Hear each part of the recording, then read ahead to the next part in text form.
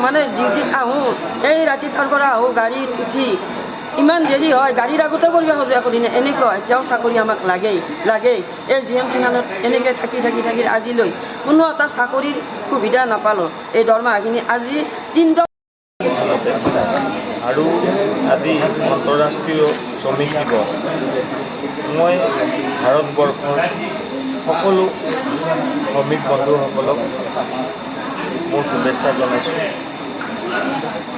আৰু ভাৰতীয় জনতা মজদুৰ সেল BJMCয়ে অসম অধ্যক্ষ হিচাপে মজদুৰসকলৰ উন্নয়নৰ বাবে, তেওঁলোকৰ অধিকাৰৰ বাবে যিখিনি পদক্ষেপ আইনমতে ল'ব লাগে, আমাৰ 1926 লেবাৰ এক্টৰ মতে যিখিনি কৰিব পাৰে সেইখিনি আমি চেষ্টা কৰি যাম।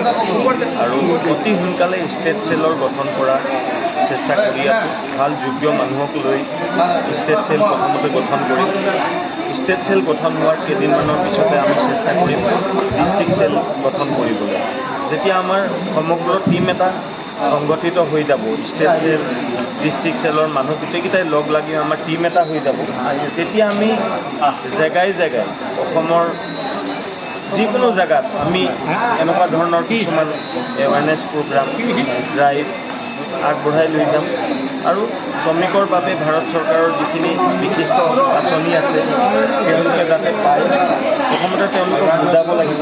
বুজালেহে তেওঁলোকে গম পাব আঁচনিকেইটা আছে কি।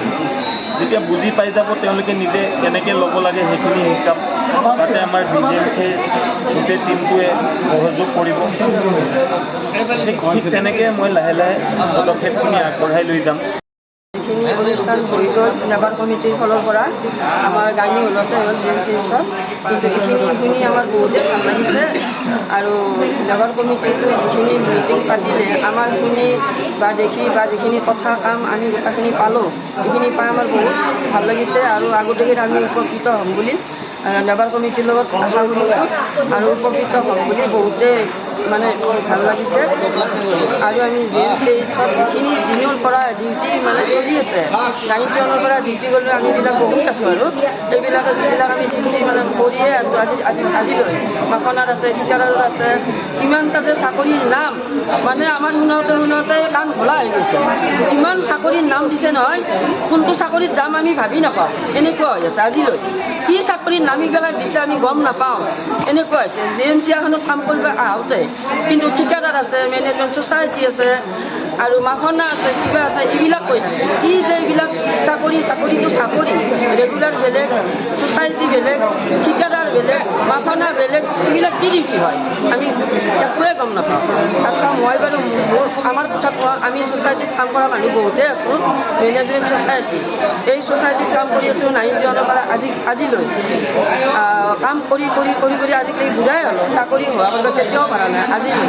কিন্তু এনেকুৱা দুখ আৰু কষ্ট 25ৰ পৰা মেনেজমেণ্ট ছ'চাইটিত চাকৰি কৰিলোঁ, 6,000 দিলাক, 5,000 দিলাক, 3,000 দিলাক, এনেকুৱা কৰি আজিলৈ ইমান কষ্ট পাই আছোঁ। এতিয়াহে আমাক 10,000 টকা দিয়ে। মোৰ মানে মুন্নাছ মানুহ বুঢ়া হৈ দাঁত চুলি পকি কিছুমান গুচি গ'ল আৰু ময়ো ইমানখিনি বুঢ়া হ'লোঁ, চাকৰিৰ বয়স শেষেই হ'ল। এতিয়া মোৰ চাকৰি হ'ব নহ'ব মইতো ভাবিয়ে নাপাওঁ। মোৰ ঘৰত একোৱে নাই, চৰকাৰৰ ফালৰ পৰা ঘৰ এটাও দিয়া নাই, এটা বস্তু নাই। এনেকুৱা মানুহটো আমাৰ GMCত বহুত ধৰণৰ আছে, ল'ৰা ছোৱালী বা আমি মানুহখিনি। মোৰ আজি কিমান কষ্ট ভোগ কৰি আছোঁ, আমাৰ নিচিনা মানুহ বহুতো আছে।